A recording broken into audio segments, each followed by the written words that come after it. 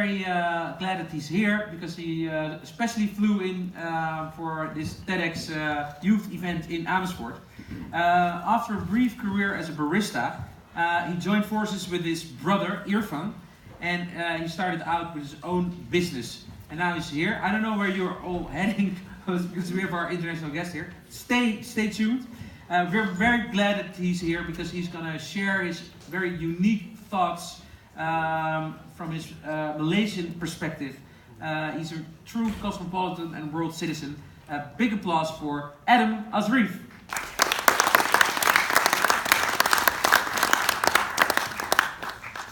Hello, hi everyone. This water is for free, but no one's taking it, so I'm taking it first. So, hi. How are you guys today? Good?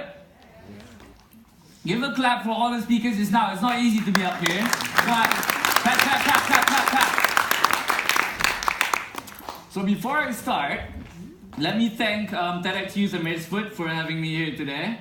Thank you very much, TEDxYouth. And before I start, my name is Adam bin Azriff. I am from Kuala Lumpur, Malaysia. Is anyone here from Kuala Lumpur? Can I see her? Is that you? Hello, hi. Okay, so before I start, let me just tell you a bit about myself, my background, alright? So, I come from a sibling of 5. I am the second one in the family. The special one, that's what they call it, the second one. If you're the second one, you should know. If you don't, then you're not special. So, since I'm the special one, and also the favorite one that my mom tells me, and not to tell my brothers. I'm sorry, Mom. Where's the live camera? I love you. Alright. She tells me that I'm always a special one is because of the troubles that I get myself into and how somehow I just got myself out of it, you know. I've always been the mischievous one, the naughtiest one, the ones with most tricks up his sleeves, the one with most ideas in his head that just wouldn't work, but he does it anyway. That was me as a kid. So as a kid, I was always the famous one in the family. I've always been the one that you hear a lot about. In family gatherings, in parties, in housewarmings, not because of anything else, but because my mom and my dad is just shouting behind, Adam, stop! Adam, do not! Run! Don't touch that! Adam! Yeah, that's how famous I am. So, throughout that childhood of mine, I grew up to become more and more mischievous and smarter with what I do, with getting out of trouble. So, finding shortcuts to, get my homework done faster, to get all things done better, without me even doing anything. So how I did that is basically by going through high school. That's when I learned you get pocket money from, having lunch and stuff. But instead of using it to eat, you use it to pay your friend to do your homework for you. So that's what I did with my pocket money, a lot. So when it comes to homeworks, I always do not know what's going on. And when it comes to school, I've always been the one who always gets in trouble. I get caught smoking, I get caught skipping high school, I get caught doing all the nastiest thing that people wouldn't even be, brave to admit in front of a crowd that they actually are not that good. That is the main problem with people that I think today.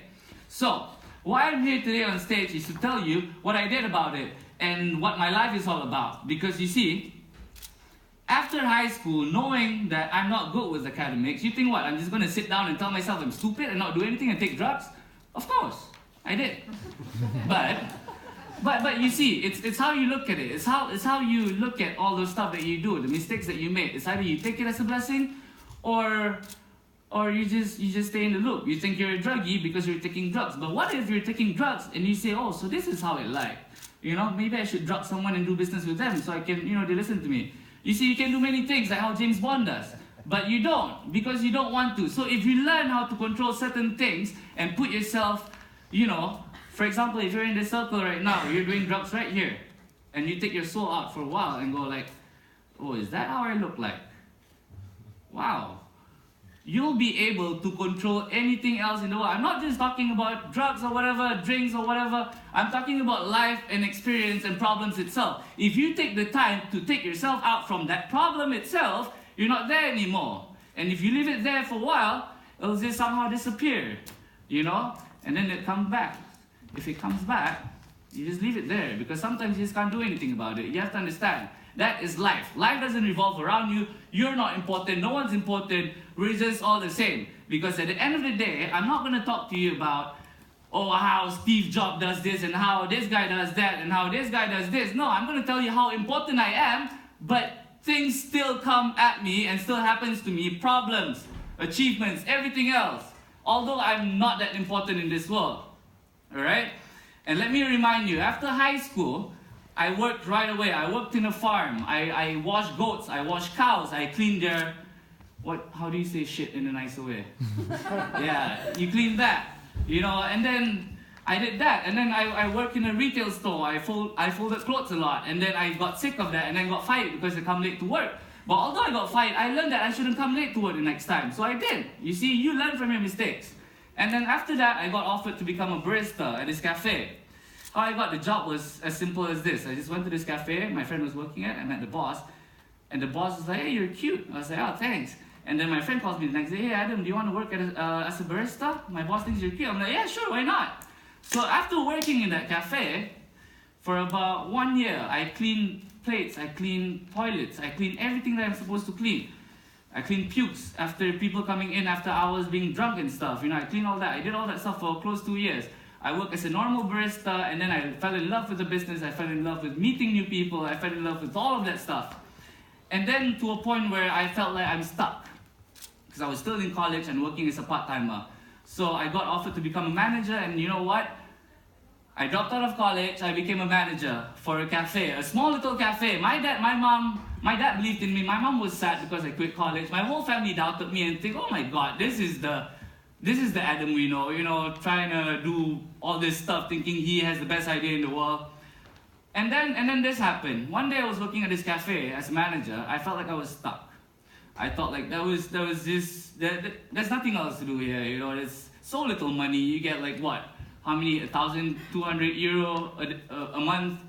And then I told myself, somehow I managed to tell myself, if I can work so hard from a barista and someone offered me to become a manager, I'm really sure someone can offer me to become a partner or something. So I worked and worked and worked so hard to the point where one day I was sweeping the floor so nicely.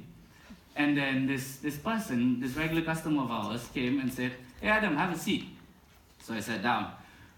Before you go crazy and stuff, before you fly off and think that you want to be a barista somewhere else and do some of the stuff, why don't you think about this? I'll give you free 20% share. You handle the company, you work with me, run the shop, it's yours, it's your percentage, and you get a pay every month. So I was like, wow, I'm so young and I got all of this, why not? But you have to take my brother as a interior designer and my dad as a construction. So they did. So we did it. 6 months later, we opened that cafe. It went a boom. It was one of the best cafes in town. 6 months after that, I left that company. And 4 years later, I have 7 restaurants of my own. I own a branding and advertising company. And then now I run a fashion label as well. And I consult certain companies like Porsche on their service and stuff. And yeah, I am also divorced 2 months before I came here. And I am here to tell you not about how to make $1,000 in a week, not to make $1,000 in a month, not to make $1 million in a year. I'm here to tell you how the hell did I go through all that stuff, all these life dramas, people doubting me, people telling me I'm this, I'm that, and me not being able to do this and that, and then failing in my life, in school, and then, you know, marriage itself, and still be here looking great, giving this talk. That's what I'm about to do. So, how I'm going to do that is tell you this. Number one, I had confidence in me all the while. No matter what you say, what you tell me, this is what I have when I was born. I was born with bipolar personality disorder. And every time I wake up, I have to convince myself what I like, what I'm doing, why I do this, why I do that, you know. So every time I do that, I keep telling myself all the best reasons that I can, so that, you know, I just go through it. And then number two, how do you get confidence? This is how you get confidence. Can I just get one person on the stage before my speech ends? Anyone on the stage? One person. One person, please. Anyone. You see, no one's coming on the stage. Because why? I'm not going to choose. Just come. Just come. Come. So, guys, let me teach you something about confidence and how I wake up and why I think this is very, very helpful. Why are you here on stage, by the way? Because I like you. because you like me, right? Thank you very much. So you get 20 euro for free. Go down. Thank you very much. You see? That is what confidence does to you. You don't have to expect and listen to me what you're going to get at the end of the day. That's what you get for not knowing. You just come up. You just balance out the real stuff, what's going to benefit you and what doesn't. I mean, what's the worst that could happen if you come here on stage? To you, what would happen if you come on stage just now? You don't know, right? Exactly. So why didn't you come? Because you didn't know. But if you knew, would you come? But if you knew, by the time you knew, you're late. She got it first. You get what I mean? Do you get what I mean now, guys? Always make the first move without hesitating if it's more beneficial than how it's not. Why scared? Why be scared? So honestly, guys, that's how I just grab it and think about the problems later. Because why? Because once you know what you're capable of and what you're not, and then you know how much shit you can take. Let me tell you something.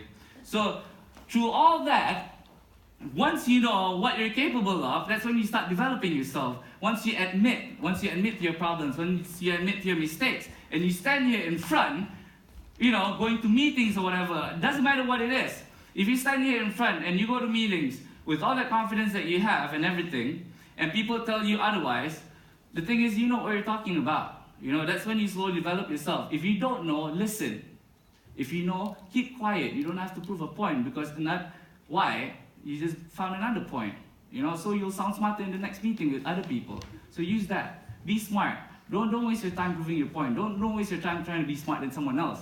No matter how smart you think you are, there's always someone smarter than you. That's what you should think about. Alright? So from there, I always listen to my dad when he tells me, if you sit in a group, this is what my dad tells me all the time. He's gonna laugh on the camera today, right now. So, this is what he tells me. If you sit in a group, in a full of people, and they talk about how it'll hurt, or how fast you'll die when you get bit by a cobra, you know? They tell you, oh my god, you know what's gonna happen if you get bit by the cobra? You'll die in like a few minutes, man. But when you ask them, wait, have you been bitten by a cobra? No, I have not. And then don't be that person. That's what you don't want to be. Being that person who talks like as if they know. Because at the end of the day, if you get bit by a cobra, although you've watched National Geography, you wouldn't know what to do and you look so stupid. I'll just be laughing, I thought you watched National Geography. Why are you dying, man? You get what I mean? So that's one.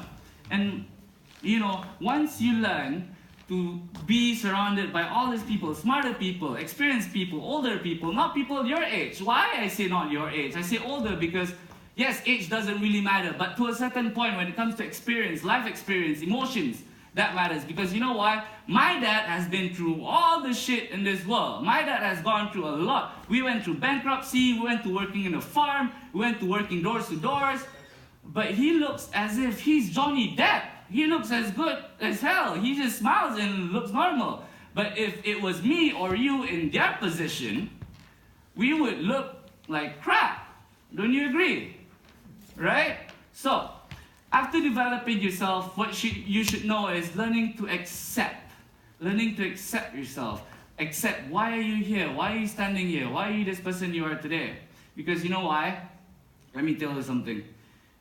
Before I say anything else about this, I'll remind you, I was all that in my childhood, my primary school, my high school. I lost almost everything. I almost lost my life from a crash a few months back. I lost my wife. I lost my little family in my head. I lost my goal. Well, not my goal. I lost my plans, actually. And I'm only 23 today, and I'm still here standing, talking to you guys about how to get through this stuff, because I'm still in it. And you know what? It's not as bad as it seems, as long as that's how you look at it. Look at it as a life blessings, because all these mistakes that you have and you've made up till today doesn't define who you are. It should be telling you what to do next, because whoever I'm dating next, whoever that I'm gonna meet or go out with or marry with next, you know what? She'll be the one chasing me. I won't be the one chasing her, because you know why? I know what to do in the next marriage that I'll get myself into, because I know what didn't work the first time. That's why I got divorced. So in the second marriage that I'll be in, I'll be the best husband I will be. You know, so that's how I like to look at my mistakes and whatever that I got myself into. And with that being said, my friends, I tell you now, it took me a lot to come here. I missed 3 flights. I got into a divorce 2 months before I got here. I crashed my car.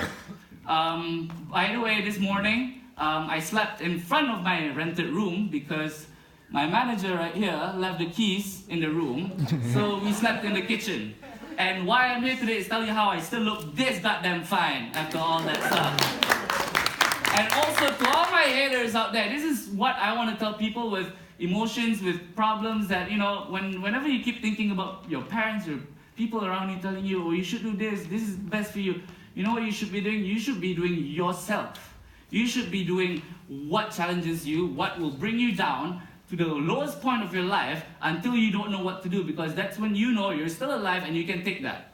That is what I believe. And this song is especially for all the haters out there, to all the people who doubted me when I was actually working on myself with all my dramas, all my problems, all the goals that I have in my mind, to all my family who thought, Adam is just Adam, he's gonna be this, oh, one guy popular in high school, but you know, with a badass future. But look at me now, I'm here on stage, talking to you guys, in Amersfoort, in Netherlands, and this song is from my haters. Mr. Technical Guy, can you please play my song? To Mr. Jacob as well. Where's Mr. Jacob? Mr. Jacob? So this song should remind you that at the end of the day, you just gotta wake up, go through it all. Even though when people are doubting you, that's what they like to think. And what you should know best is yourself. Because at the end of the day, when you go to sleep, when you wake up, when you're talking to yourself, it's you talking to yourself, it's you that you're working yourself for. Thank you very much.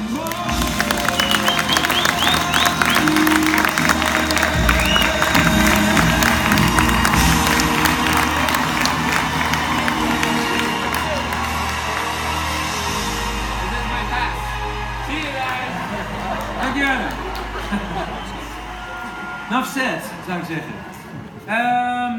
Ja, dames en heren, wij gaan nu weer verder.